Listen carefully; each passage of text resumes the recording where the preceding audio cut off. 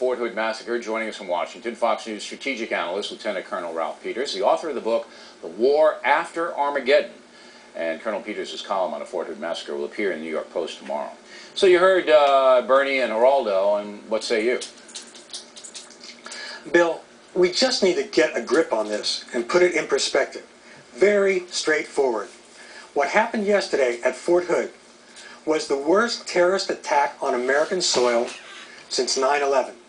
It was committed by a Muslim fanatic who shouted, "Allah is great," and gunned down 44 unarmed, innocent soldiers and civilians.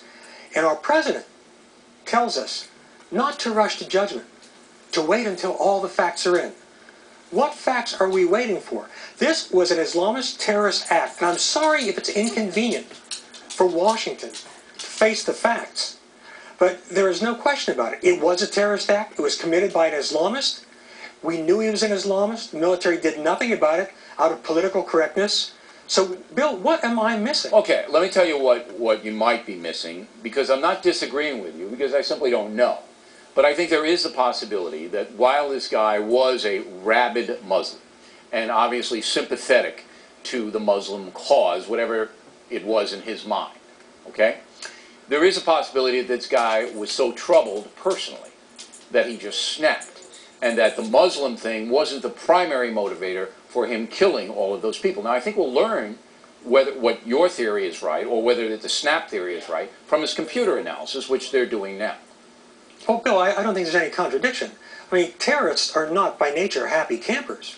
Suicide bombers aren't necessarily from the middle of the bell curve.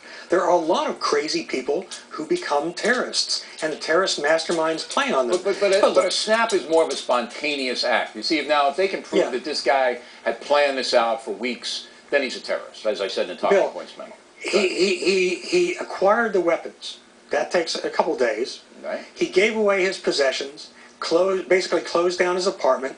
He clearly was planning it for at least several days. It was a cold-blooded act. It wasn't a crime of passion, a husband coming home and discovering his wife in bed with her girlfriend.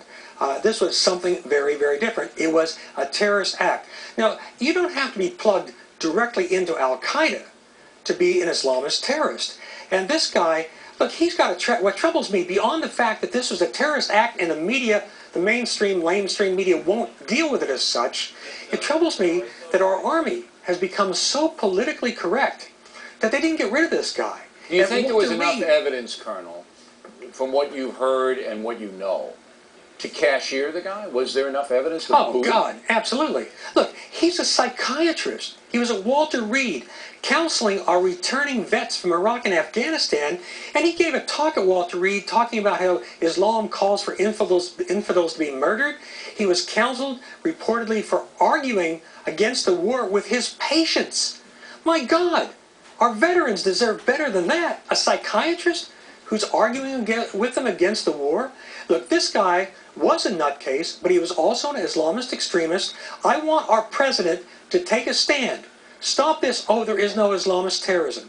Fort Hood, the new 9/11, act of Islamist terrorism on our soil.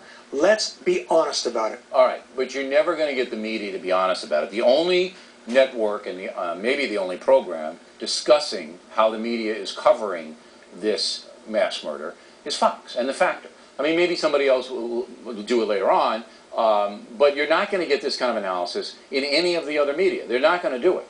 So that the American people, unless they're tuned into us, increasingly more and more are, not going to hear any of this. It's going to be the total blackout that they've had, that, it's post-traumatic stress syndrome that caused the guy to do it. I mean, crazy stuff like that. Yeah, well, first of all, the charge that, he was harassed and he broke. Good God. Every soldier goes through a little harassment, but let me tell you from personal experience, if there's harassment toward a minority or a religious minority in our military, man, your career is over for harassing him. And this guy filed a charge that there was no foundation to the charge. He's been a troublemaker and a sad sack for a long time, but because he was part of a protected species, a protected minority, the Army let him slide, just reassigned him, and what happens? 13 soldiers, 12 soldiers and a civilian dead, 28 seriously wounded, a few more lightly wounded, and what do we say? Oops. No, it's time to get rid of the PC culture in the Army, in society, in the media. And Bill, I believe your viewers understand that this was an act of Islamist terror. And the media is not going to fool them, and President Obama is not going to fool them. And at some point, we need to stop focusing on, oh, how tormented this poor Major Hassan was.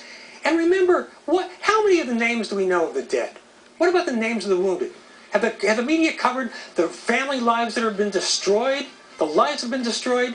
No, it's all about poor Major Hassan, and I am ready to puke. All right, Colonel, we appreciate that very much. Thank you. Plenty more ahead as the factor moves along this evening. The authors